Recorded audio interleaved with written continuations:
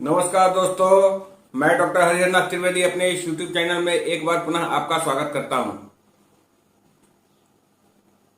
आपसे अनुरोध है कि अभी तक आपने हमारे इस चैनल को सब्सक्राइब नहीं किया है तो सब्सक्राइब अवश्य करें, साथ ही साथ बेल आइकन को प्रेस करें ताकि आने वाली वीडियो का नोटिफिकेशन आपको मिल सके। आज मैं आप लोगों के साथ होम्योपैथिक मेडिसिन थूजा के विषय में चर्चा करने जा रहा हूं।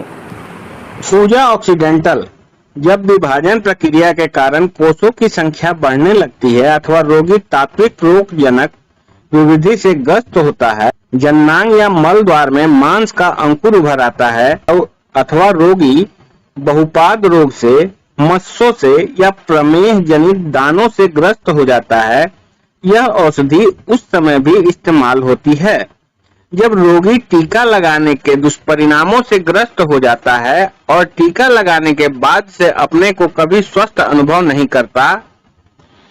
गनोरिया के दब जाने के फलस्वरूप उत्पन्न शारीरिक विकारों में थूजा बहुत लाभकारी रहती है। प्रमेह विष के कारण मनुष्य का मूत्र मार्ग प्रदाह से ग्रस्त हो जाता है और यदि इस प्रदाह में कैनाबिस सैटाइवा फायदा नहीं करती है तो थूजा का प्रयोग करना चाहिए।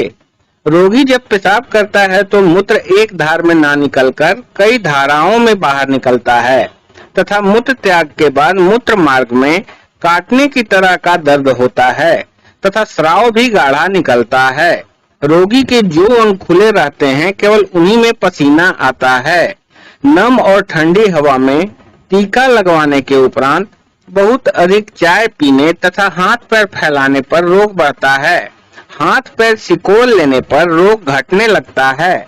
हैनीमैन ने 3 धातु दोष निर्धारित किए हैं जिनके कारण सभी प्रकार की बीमारियों में जटिलता पैदा हो जाया करती है। ये धातु दोष हैं सिफिलिस। हैनीमैन ने 3 धातु दोष निर्धारित किए हैं जिनके कारण सभी प्रकार की बीमारियों में जटिलता पैदा हो जाया करती है। ये धातु दोष हैं सिफिलिस, उपदंश, सोरा विष और साइकोसिस, प्रमेह विष। सल्फर की गणना सोरा विष नाशक प्रधान औषधि के रूप में की जाती है। मर्क्यूरियस की गणना उपदंश विष नामक नाशक प्रधान औषधि के रूप में तथा थूजा की गणना प्रमेह विष नाशक प्रमुख औषधि के रूप में की जाती है। इन तीनों दवाओं के प्रयोग से अनेक या लगभग सभी प्रकार के रोगों की उन जटिल अवस्थाओं में सुधार हो जाता है जिनके कारण रोग के लिए चुनी गई उपयुक्त औषधि अपना पूरा प्रभाव नहीं दिखा पाती। उदाहरण के लिए प्रमेह विष के कारण जिन रोगों में जटिलता उत्पन्न हो जाती है, यदि उन्हें थूजा की खुराक दे दी जाए तो शरीर की अवस्था में ऐसा परिवर्तन हो जाता है जिससे अन्य दवाओं का पूरा असर रोग पर हो सकता है। जब शरीर के अंगों पर प्रमेह विष के कारण मस्से और बतौनियां निकल आती हैं तो रोगी को थूजा से निश्चय ही आराम आता है। थूजा से साइकोसिस के अलावा अन्य कई रोगों में भी फायदा होता है। लक्षण मिल जाने पर इससे ऐसे बहुत से रोग भी ठीक हो जाते हैं जिनमें साइकोसिस दोष नहीं रहता। सल्फर केवल सोरा विष नाशक और मर्क्यूरी केवल उपदंश विष नाशक दवाएं नहीं है तथा बल्कि अन्य अनेक रोगों के इलाज में भी उनका प्रयोग होता है। इसी प्रकार थूजा में भी प्रमेह विष को नष्ट करने की क्षमता के अलावा अन्य रोगों को नष्ट करने की भी क्षमता होती है। प्रमेह दोष को नष्ट करने के लिए थूजा के पहले या बाद में कई अन्य औषधियों नाइट्रिक एसिड, स्टेफिसिग्रेसिया, सैबाइना, सिन्नाबेरिस का भी प्रयोग करना पड़ता है। कुछ होम्योपैथ थूजा, लाइकोपोडियम और एगारिया के रोगी को ऐसा महसूस होता है जैसे उसकी बगल में कोई अपरिचित व्यक्ति खड़ा हो, मानो उसकी आत्मा शरीर से अलग हो गई हो तथा पेट के अंदर कोई जीवित प्राणी मौजूद हो। वह अपने आप में किसी शक्ति का प्रभाव अनुभव करता है तथा उसे ऐसा लगता है जैसे शरीर के सारे अंग कांच के बने हों और जरा सी ठेस या चोट लगते ही टूटकर बिखर जाएंगे।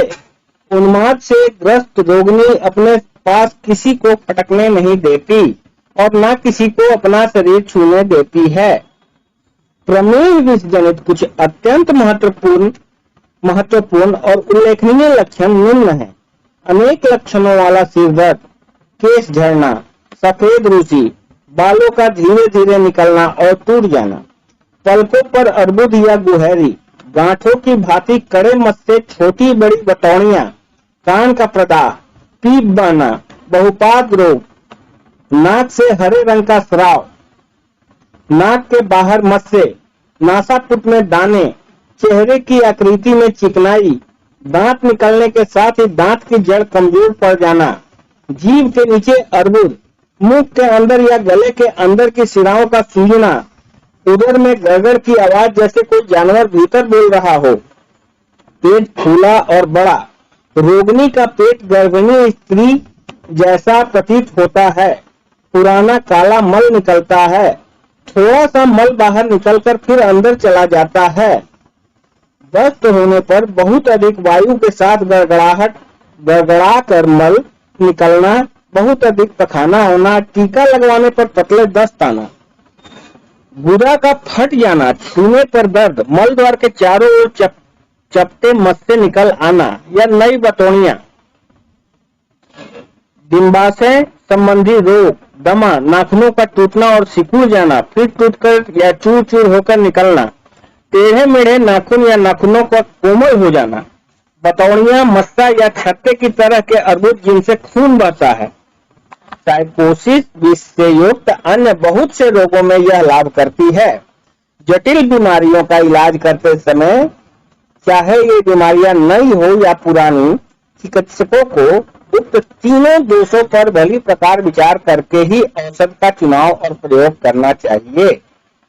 या के रोगी को ऐसा महसूस होता है जैसे उसकी बगल में कोई अपरिचित रोग की उग्रता के अनुसार एवं लक्षणानुसार थूजा को 200 पोटेंसी से लेकर 1 m पोटेंसी तक आप व्यवहार में ला सकते हैं।